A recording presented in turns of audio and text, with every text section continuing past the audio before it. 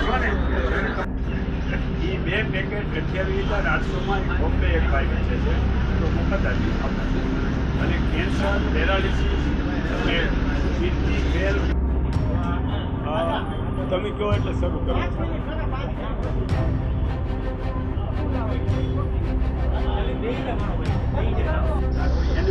મેં આ વીઆઈપીઓને એટલા માટે આપી એને કોઈ જરૂર ન કરવી.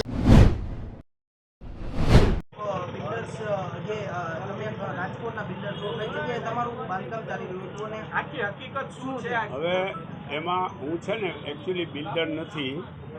મારું નામ ટીડી પટેલ છે અને સમાજ સેવા કેન્દ્ર સંસ્થા મોરબી, રાજકોટ ને ગાંધીનગર 3 જગ્યાએ મારી બ્રાન્ચ છે. અને મેં જયરામ કુંડાળિયા જેણે અગાઉ એક ખોટો કેસ કરેલો, બરાબર, એમાં હું 30% ભાગીદાર હતો જમીનમાં. એટલે કેવું ઓનેલા કૃતિ ઓનેલામાં એની મૂળ જમીનમાં ભાગીદાર હતો. અને એમાં એ વખતે એ બિનખેતી કર્યા પછી એને બાંધકામ મંજૂરી લેવાની હોય એટલે 40% જમીન અમારી કપાત થાય 16,000 વારમાંથી. એ સાગઠિયાએ નહીં કાપવાના 1 કરોડ રૂપિયા માગ્યા હતા. પણ જયરામ કુંડાળિયા વહીવટ કરતો હતો એટલે મને કીધું કે 80 લાખ રૂપિયામાં એ એગ્રી થઈ ગયો છે તો 80 લાખ રૂપિયા આપીએ. મેં કીધું ભાઈ 80 લાખ રૂપિયા હું ભાગ નહીં આપું, કારણ કે તમારે બિલ્ડિંગમાં 80 લાખ રૂપિયા આપવાના છે, જમીનમાં કાંઈ નથી દેવાના. જમીન તો જે આપણે ખરીદ કરી છે એ બરાબર છે. તો એવી રીતે સાગઠિયાએ, અને પછી હું એકાદી વાર એની પાસે ગયેલો તો ઓલો ફાઇલનો ટેબલ ઉપર ફાઇલ પડી તેનો નીચે ઘા કર્યો સાગઠિયાએ. મેં કીધું ભાઈ હું કમિશનરને કહું છું. પછી મેં મ્યુનિસિપલ કમિશનરનું ધ્યાન દોર્યું. પણ એ સાગઠિયાની જે મેં માનસિકતા જોઈ ને, એ મુખ્યમંત્રી કરતાં મોટો માણસ હોય ને એ ટાઈપનું એનું એટીટ્યૂડ હતું. મારી જીવનની આ 74 વર્ષની ઉંમરમાં અમે નિડરતાથી હંમેશા કામ કર્યું છે.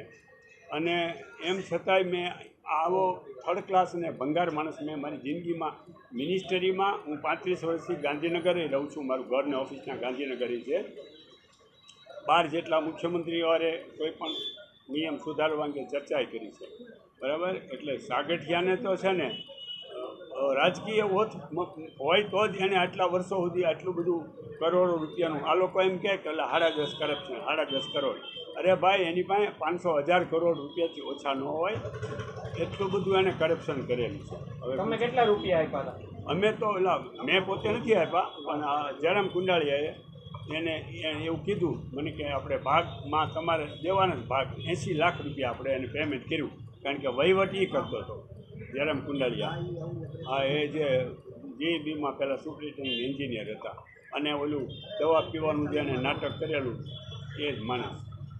કુંડાળિયા જે વાત આવે એ કુંડાળિયા કોણ, આખું નામ? હા, એ જયરામ J.H. કુંડાળિયા, અને એ જીબીમાં સુપ્રિન્ટેન્ડિંગ એન્જિનિયર હતા. અને એને રાજીનામું દઈ અને એણે આ બિલ્ડિંગ કન્સ્ટ્રક્શનનો એવો ધંધો ચાલુ કર્યો હતો. મારું કોઈ બિલ્ડિંગને લગતો ધંધો નથી. મારી પાસે જે મિલકત છે ને એ મિલકત હું વેચી અને સમાજ સેવા કેન્દ્રની 8-10 સંસ્થાઓ હું ચલાવું છું મારા ખર્ચે જ છે. અને આ રૂપાલા વખતે પણ મને જે લાગ્યું કહેવાનું, હું એને 1995થી ઓળખતો હતો અને એ સારો માણસ હોવાના કારણે મેં 5 વિડીયો પણ બનાવીને મૂક્યા હતા એના માટે. એ મૂળ મોરબી પાસેના છે, એટલે મારી યારે પરિચિત હતા અને જીબીમાં હતા એના હિસાબે પરિચિત હતા. અને એણે 8 જેટલા લોકો પાસેથી આવી રીતે પૈસા લીધા હતા. મારી પાસેથી 2,40 લાખ રૂપિયા લઈ અને પછી એ નાટક શરૂ કર્યું એણે, અને ભાગે આપણને નથી આપ્યો બિલ્ડિંગમાં. હું કોર્ટમાં જઈને હવે સ્ટે લઈ આવવાનો છું, કારણ કે એ જમીનમાં હું 30%નો ભાગીદાર હોય ને એ બિલ્ડિંગ એણે 21 માળના 5 બિલ્ડિંગ બનાવ્યા. એમાં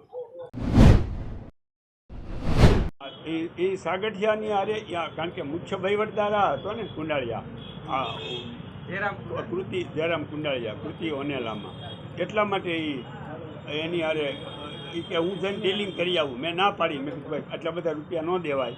પણ એ કે ના એટલે દેવા જ પડશે, બધા લોકો આપે જ છે બિલ્ડરો એને. એટલે એ ગયા અને એની હારે એ કે 80 લાખ હું આપી આવ્યો ને વહીવટ થઈ ગયો. અને ઓન પેપર પ્રૂફ છે કે 40% જમીન કાપી નથી. તમે સમજી લો, આ કાંઈ હું આક્ષેપ કરું છું એવી વાત નથી. 40% તો બધામાં ટીપીમાં કપાતા જ હોય, થાય જ. મારી એક કાંઈ એરપોર્ટ પાસેની જમીન છે તો એમાં 40% કપાત કરી જ છે ફાઇનલ પ્લોટ કરવા માટે. આ ફાઇનલ પ્લોટ આપ્યો એને 1% જમીન નથી કાપી. એ ઓન પેપર પ્રૂફ છે. એ તમે એની ફાઇલ કઢાવો અને જોવો એટલે એની અંદર નીકળે કાંઈ કાપ્યું નથી. એ જ પ્રૂફ છે ને, બીજું શું પ્રૂફ જોઈએ? ગેરકાયદેસર બાંધકામ કહી હા, શકાય. ગેરકાયદેસર બાંધકામ છે. અને ખરેખર બેંક એને એ બિલ્ડિંગમાં જે રહેતા હોય ને લોન ન આપે, કારણ કે ગેરકાયદેસરનું બાંધકામ છે ને. 40% કપાત વગેરેને આપી દીધું છે. હવે આગામી સમયમાં તમે શું કરશો? જો તો આમાં તો હું હવે કૃતિ ઓનેલાની સામે કોર્ટમાં જઈને કાર્યવાહી કરીશ કે ભાઈ આ હું 30%નો ભાગીદાર છું, મારા પૈસા લીધેલા છે.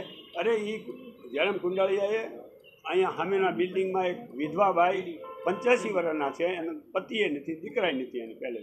હવે એવી બાઈના 5 લાખ રૂપિયા, એના ભાઈના 40 લાખ રૂપિયા, આવા એણે 8-10 લોકોના પૈસા લીધા. અને લઈને પછી એણે સવારે 10 વાગ્યે 2 ટીકડી મોઢામાં મૂકી અને મને 15 દી પહેલાં એણે કીધું હતું કે હું આવું નાટક કરવાનું છું, જયરામ કુંડાળીએ કીધું. અને એ પણ મને ભેગો આવો સાંકળ છે એવી કલ્પના નહોતી. 2 ટીકડી મોઢામાં સવારે 10 વાગે નાહી ધોઈને તૈયાર થઈને મૂકીને હોસ્પિટલમાં દાખલ થઈ ગયા. અને પછી હું ભાનમાં છું એમ કરીને એને FIR લખાવી દીધી. એટલે પોલીસે બીજા એક ભાઈને મને મારી ઉપર કાર્યવાહી કરી. પણ એ તો મને તો બીજો પ્રોબ્લેમ તમારું શું માનવું છે? મનસુખ સાગઠિયા છે ને, એટલે મેં સરકારને લખ્યું છે, CMને લખ્યું છે કે તમે આ જે બધા જેટલા બધાની બદલી કરો છો, કમિશનર, ડેપ્યુટી કમિશનર આની, તો આ જે TPO હોય એને શું કામ આખી જિંદગીભર રાખો છો? કાંઈ કારણ ખરું? કાંઈ ભાઈ તમે એને રાખી મૂકો છો, એની ટ્રાન્સફર કરો. અને એટલે એ બધાય બિલ્ડરોની માનસિકતા કેવી થઈ ગઈ? જમીનોના ભાવ વધી ગયા એટલે કરોડો રૂપિયાની આવક થવા માંડી, તો એમાંથી અને 5-50 લાખ દેવા પડે તો એ આપી દે બિલ્ડરો. એના કારણે આ માણસ બેફામ બની ગયો. કોઈ પણ વ્યક્તિ પાસે 80 રૂપિયા આવે ને અને જો એનામાં યોગ્યતા ન હોય ને તો એ બેફામ બને. આ કૃતિ ઓનેલા આવ્યું છે ક્યાંક કેટલા વારમાં આખું 16,000 વાર જમીન છે કૃતિ ઓનેલા. રિંગ રોડ ઉપર જ આવેલું છે. એમાં અત્યારે 5 બિલ્ડિંગ 21 માળના ઊભા છે. એમાંથી અમુક વેચ્યા છે અને હજી અમુક વેચવાના બાકી છે. એટલે ગેરકાયદેસરનું જ બધું બાંધકામ ને બધું. હા, હું 30%નો ભાગીદાર. ના, એટલે એ 30%નો ભાગીદાર તો ઓન પેપર હું છું જ. એમાં 10 ભાગીદાર હતા ને, એમાં 3 ભાગીદારનો મેં એનો ભાગ ખરીદી લીધો હતો. 3 ભાગીદારનો જમીનનો, બિલ્ડિંગમાં નહીં, જમીન. પણ પછી આ વાત આવીને 80 ઓલાને આપ્યા ને બિનખેતીમાં આટલા આપ્યા ને ઓલાને 2 કરોડ રૂપિયા એને ઓલા જયરામ કુંડાળીએ બતાવ્યા છે. મેં ભાઈ આવા બિનખેતીમાં તો એ તો ઓલી ઓફિસમાં એને કોને દીધા એ ખબર નહીં, પણ એ એવું કહેતો હતો કે ન્યાય દેવા પડ્યા, ન્યાય દેવા પડ્યા. એ મને એને ફિગર નથી કીધું.